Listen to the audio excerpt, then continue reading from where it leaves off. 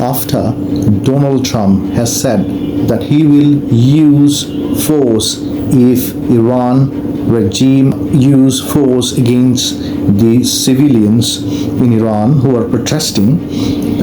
Iranian protester has been emboldened after this Trump speech, and they are out on streets in huge numbers. In most of the provinces, protests are going on, and the protester thinks this is the high time, and this is the last time probably they are getting the chance to take out the regime, to oust the regime in Iran.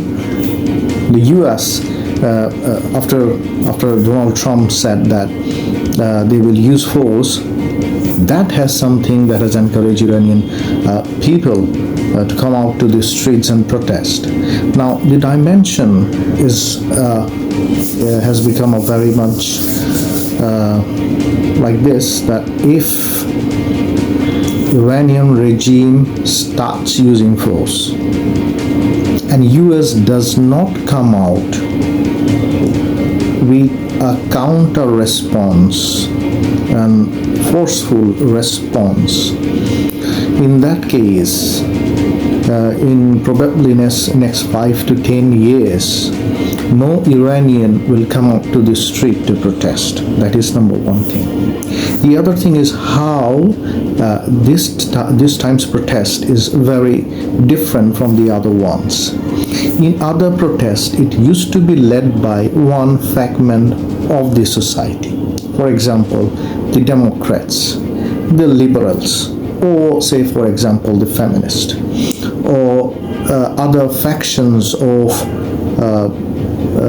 Iranian Shias, or other factions of minorities. But this time, it is a consolidated, united protest where feminist, anti-feminist, Democrats, non-democrats, liberals, non-liberals, religious faction from all aspects, especially the minorities, and including the faction, religious faction that the regime follows, even the follower of that faction too are on the streets. This is because after Donald Trump has threatened Iranian regime, which Donald Trump and other US president and administration did earlier. But this time what is different is after the capture of Venezuela's president Nicolas Maduro's, Iranians in the street think that Trump is serious about regime change in different countries. So if they think that they can create pressure, United States too will create pressure from outside, and United States will keep other actors who are allied to Iranian or softer to Iranian, for example North Korea, Russia, and other such state actor as well as non-state actor, will keep them at bay so that they cannot come and help Iran. Which is, think of this in this way, Russia is already engaged in Ukraine, so their hands are tied. They could not do much after Nicolas Maduro was captured. China is walking a tightrope after what US did in Venezuela. They knows that they cannot risk things right now. So no one is coming to the aid of Iranian regime.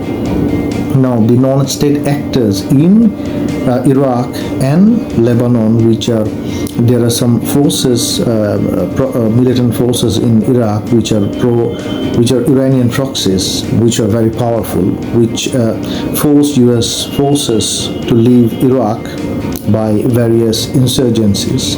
They are very powerful in Iraq. They might not come to the rescue of Iran. Now why that is so? Because they have seen what had happened to Lebanon, especially Hezbollah. Israel has attacked with the blessing of US the Hezbollahs, and they have torn down the Hezbollah's the whole structure in Lebanon as well as in other parts of the world. Now, the only two areas where Iranian proxies were strong after Hezbollah is in Yemen, the Houthis, which is now also under pressure from Saudi-led attacks, and also the only proxy that Iran has is in Iraq. They are very powerful proxies. However, seeing what has happened to Hezbollah, the Yemeni Houthis, they might not or come to the aid of the Iranian regime in the way they used to in the earlier protest.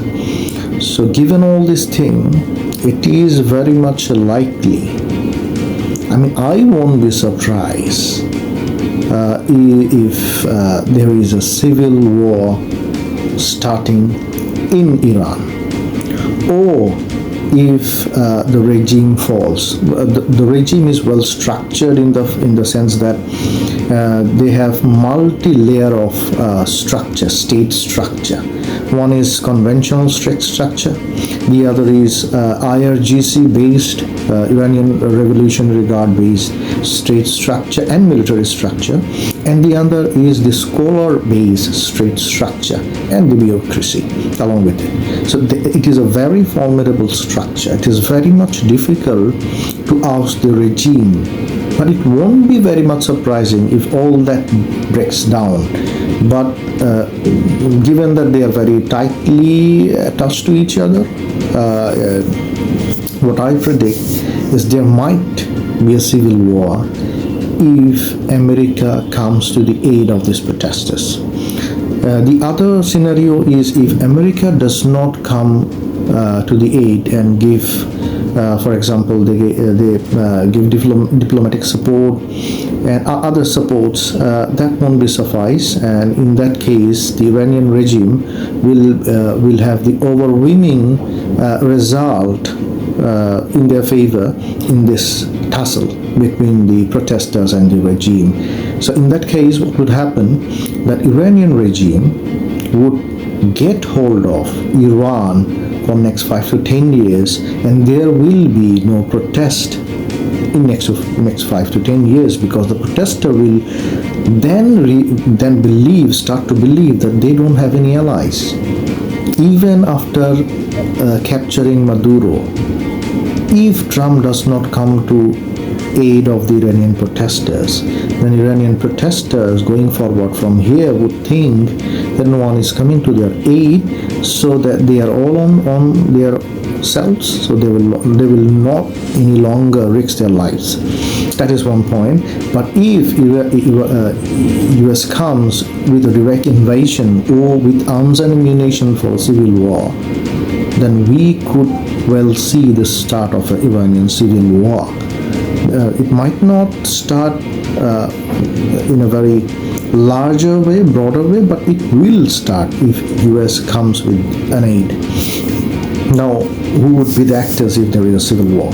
Now, the protesters who are in the streets, they would be part of it. But there are insurgencies in Iran, which is Kurdish insurgencies, then the Baloch insurgencies. There are so many insurgencies in Iran. They will be activated by US, and probably, I don't know, Israel will play a hand. Now, this is where the Iranian people were always conscious, because they want an Iran free of the Ayatollah regime, but they don't want an Iran allied to the Israel. That is why many Iranians, despite the fact that they are anti-regime, they do not come out to the street, because they think if this regime falls, Israel will have a hand influence in Iran. That kept many Iranians out of the streets, not in the streets. So that is an equation. And the other equation is I've been seeing that many Western medias have been saying that Shah Pahlavi has called Iranians to come out to the streets, and the Iranians this time has accepted his call, responded to his call, and came out to the street. No, that is not the case, because Shah Pahlavi is not as popular as many wants to portray him in Iran, among the Iranians who reside inside Iran, even not among the Iranian diaspora outside outside Iran. So Pahlavi's call to the protester to come out to the street, Iranians to come out to the street and protest, does not have much impact. His call does have some impact, but not much impact in the protest. The impact was made by Donald Trump's statement that if Iranian regime use force against the protesters, he will come to their aid. So that is the thing. It is Donald Trump's call, I would say indirect call for the protester to come out.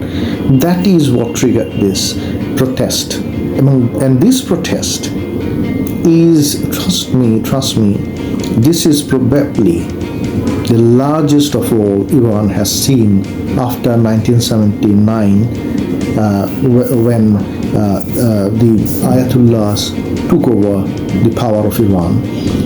Since then, this is the most actively participated protest, the most large, that is the largest protest here in Iran. So I think that let's see what happens, and it all depends on how US reacts. And even if regime falls or there is a civil war, if the Western powers or Iranian does two things, in that case, I think that US might not be able to fully take Iran out of the regime's control.